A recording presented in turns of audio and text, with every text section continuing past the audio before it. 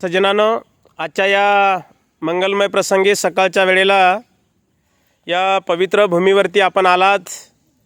या ठिकाणी ज्या भूमीवरती तथागतांना अग्निसंस्कार दिला, त्या पवित्र भूमीवरती आपण जे स्तूप निर्माण केला आहे, त्या स्तूपाला आपण सर्वांनी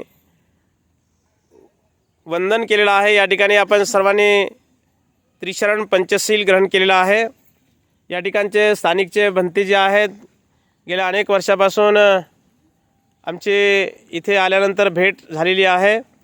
भंतीजी आणि गुजरातचे भंतीजी काही दिवस सोबत राहिलेले आहेत, ते त्यांना जवळून ओळखतात आणि ते भंतीजी इथे बाहेरून येणाऱ्या अशा ग्रुपच्या सर्व ग्रुपला अतिशय या ठिकाणाची सविस्तर आणि विस्तृत अशी माहिती ते देत असतात। असे आमचे पूज्य भंते धम्मविजय या ठिकाणी आपल्याला या सर्व स्थळाची माहिती सांगणार आहेत। आपण सर्वांनी शांत चित्ताने भंतेजींच्याकडून या स्थळाची माहिती आपण सर्वांनी श्रवण करावी। म्हणा साधू साधू साधू साधु साधु। हम आपको यहाँ कुशीनगर के बारे में बताएंगे। जब भगवान बुद्ध तथागत जब लास्ट बार वैशाली में वर्षावास किए थे, तो वहाँ पे घोषणा किए थे कि आज से 3 माह बाद हम महापरिनिर्वाण लेंगे। इसके पहले कोई महापुरुष पैदा नहीं लिया जो पहले ही घोषणा कर दे इस डेट में हम अपने शरीर को त्याग देंगे। फर्स्ट महापुरुष है जिसे भगवान बुद्ध तथागत के नाम से जाना गया। इनके साथ में 5000 बौद्ध भिक्षु थे। जब ये लोग वहाँ से चले तो यहाँ से 18-20 किलोमीटर पड़ता है, जिसका फर्स्ट नाम पावापुरी है, दूसरा पावानगर है। आज के डेट में उसे फाजीनगर के नाम से जाना जाता है, चुंदा प्लेस के नाम से जाना जाता है।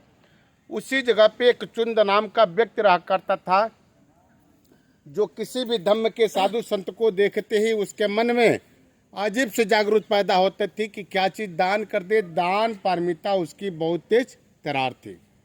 उसी के आम्रवन में भगवान बुद्ध तथागत बौद्ध भिक्षुक उपासक उपासिकाएं सभी लोग आकर के जमीन पे लेटे थे, विश्राम कर रहे थे, आराम कर रहे थे। तब तक उसका मंत्री जो दरबारी था आम्रवन की तरफ आया और आकर के देखा यहाँ पे तो बौद्ध भिक्षुक उपासक उपासिकाएं कुछ लोग साधु संत आए हैं जो जमीन पे लेटे हैं। इतना देखने के बाद चुपके से लौट के गया, चुंद से बोला, हे महाराज, अपने आम्रवन में भगवान बुद्ध तथागत बौद्ध भिक्षुक उपासक उपासिकाएं कुछ लोग साधु संत आए हैं जो जमीन पे लेटे हैं।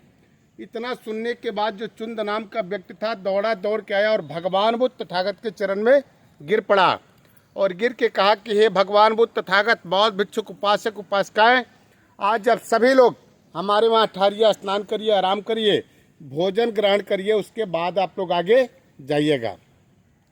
बौद्ध भिक्षुक उपासक उपासिकाओं के लिए चुंद ने अलग भोजन बनवाया और स्पेशल भगवान बुद्ध तथागत के लिए अपने हाथ से अलग भोजन बनाया। उसके मन में यह था कितना अच्छा से अच्छा भोजन बना करके भगवान बुद्ध तथागत को ग्रहण करा दे, ताकि इनके साथ मेरा भी नाम अटल हो जाए, जुड़ जाए। किसी चीज़ को ज़्यादा अच्छा बनाते बनाते वो खराब भी हो सकता है, जिसे हम लोग पाली में शुक्र मदो के नाम से जानते हैं। शकरकंद का नाम है पाली में शुक्र मदो। उसे खाने के बाद शरीर के अंदर दर्द थकान जो भी कुछ रहता था खत्म हो जाता था। उसी में शहद घी मशरूम जो भी कुछ मिला, चुंद ने सभी को एक ही में मिक्स कर दिया, जिसके कारण उसमें पॉइजन हो गया, जहर हो गया।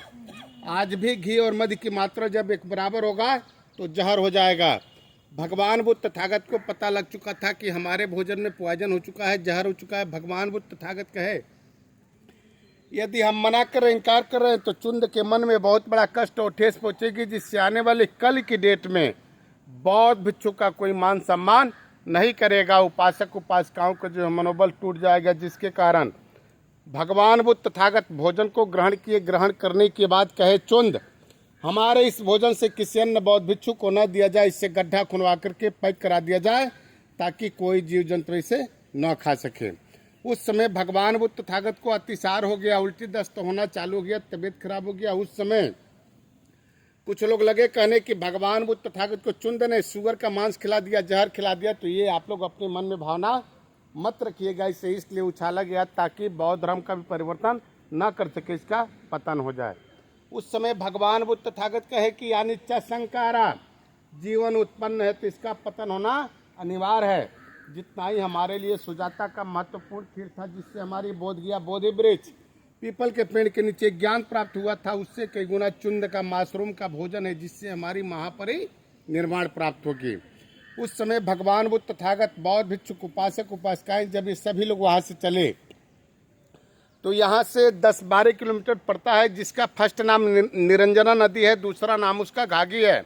आज के डेट में उसे कुकुत्ता नदी के नाम से जाना जाता है। वहाँ पे जब भगवान बुद्ध तथागत बौद्ध भिक्षुक उपासक उपासिकाएं सभी लोग आए तो उसी जगह पे स्नान किया, आराम किया और कहे कि हमें कुसावटी जाना है। फर्स्ट नाम इसका कुसावटी है, दूसरा नाम इसका कुशीनारा है। आज के डेट में इसे कुशीनगर के नाम से जाना जाता है। यहाँ पे जब भगवान बुद्ध तथागत बौद्ध भिक्षुक उपासक उपासिकाएं सभी लोग आए तो सबसे पहले जिसे हम लोग माथा कुंवर टेम्पल के नाम से जानते हैं, जहाँ पे भगवान बुद्ध तथागत मेडिटेशन में बैठे हैं, सबसे पहले उसी जगह बैठे और बैठ करके आनंद जी को अपना पात्र दिए और कहे कि हे आनंद, हमें प्यास लगी है, हमें पानी पिला दीजिए। उस समय आनंद जी कहे कि हे भगवान बुद्ध तथागत, यहाँ पे तो कहीं चापाकल या कुआं नहीं दिखाई दे रहा, हम कहाँ से पानी लाएं। उस समय भगवान बुद्ध तथागत कहे कि यहाँ से थोड़ी दूर पे हिरावती नदी है, जिससे आज के डेट में बुद्धा घाट के नाम से जाना जाता है, नौका विहार के भी नाम से जाना जाता है, जस्ट दीवार के बगल में है।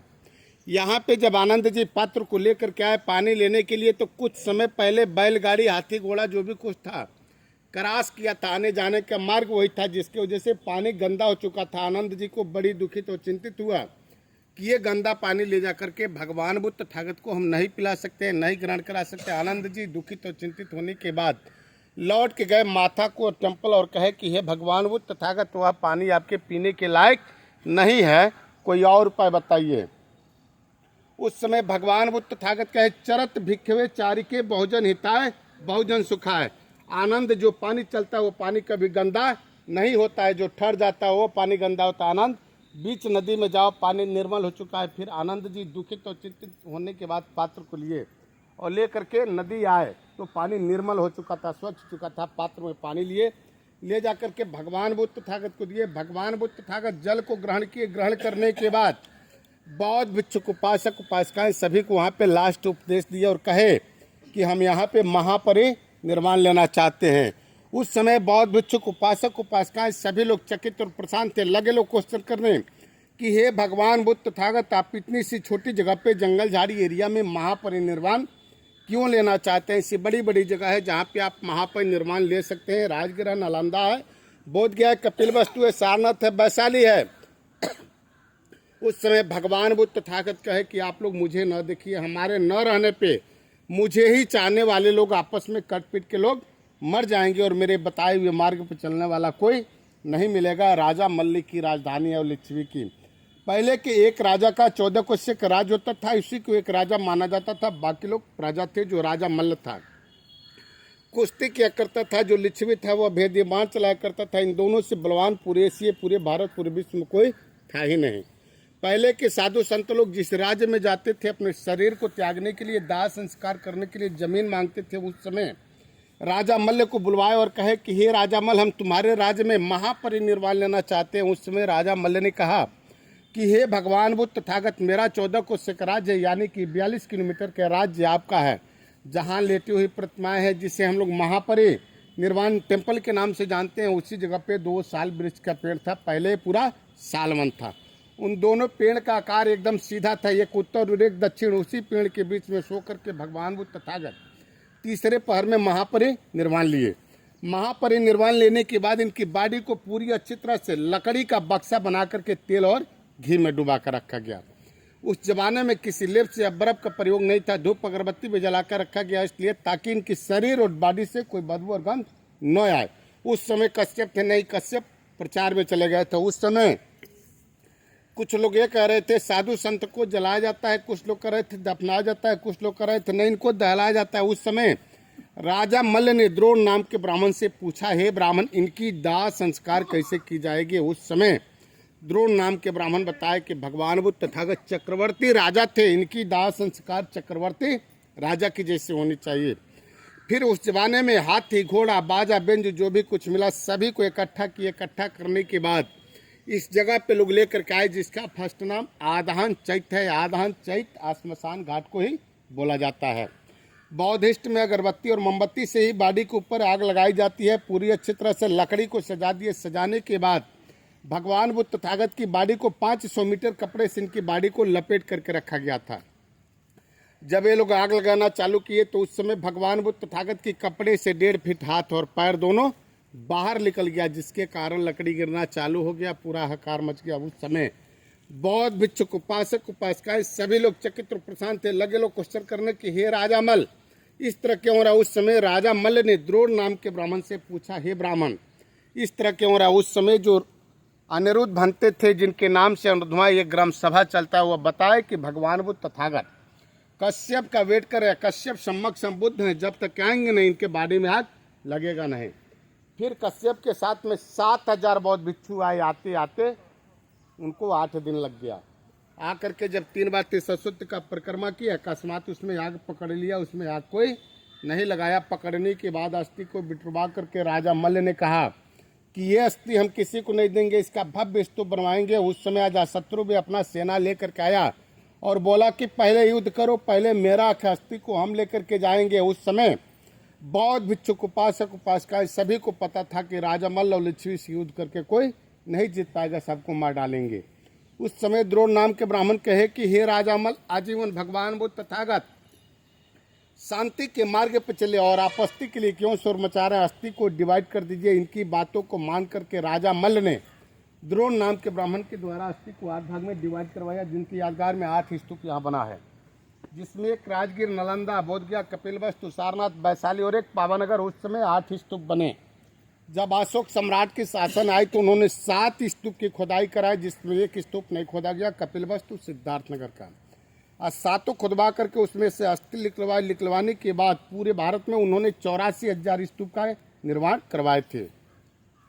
इसका फर्स्ट नाम आदहन चैत्य इसलिए पड़ा कि पहले पूरा स्मशान घाट था। दूसरा नाम इसका अंगार चैत्य है। अंगार चैत्य इसलिए नाम पड़ा कि भगवान बुद्ध तथागत के बॉडी में आग कोई नहीं लगाया था, अकस्मात आग पकड़ा था, जिसकी वजह से अंगार चैत्य के नाम से जाना गया। तीसरा नाम इसका मकुट बंधन चैत्य है।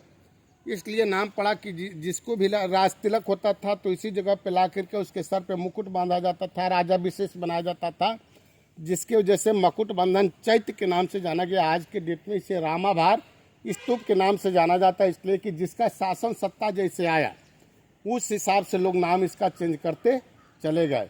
और भगवान बुद्ध तथागत की जो अस्थि कलश है, महापरिनिर्वाण टेम्पल के पीछे जो गुंबज आप लोग देखे हैं, उसी में भगवान बुद्ध तथागत की अस्थि कलश रखी गई है। इसको बने हुए 2568 वर्ष पुराना है। जिस समय इसको राजा मल्ल ने बनवाया था, इसकी हाइट 273 फीट थी। अपने वहाँ सबसे अधिक शासन सत्ता राज किया तो कौन किया? मुगल शासन किए।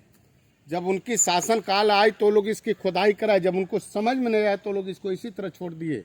जब अंग्रेज के शासन आई तो उनको लगा कि इसमें बिट्ठो, गहना, गुड़िया कुछ है, वो लोग इसकी खुदाई कराए और पूरे जमीन की सतह तक गए। मिला तो मिला कि अस्थि, हड्डी और भगवान की प्रतिमा, छोटी छोटी मूर्तियाँ जो पैसे पे मिट्टी वाली सारी मिलती गई, इसमें अस्थि मिली।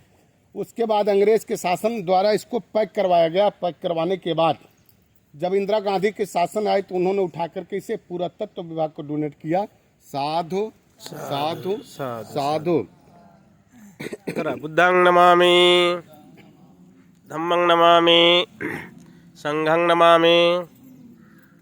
अशा पद्धतीने या ठिकाणी पूज्य भंते यांनी या संपूर्ण या कपिलवस्तूची सविस्तर आपल्याला या स्थळाची माहिती दिलेली आहे।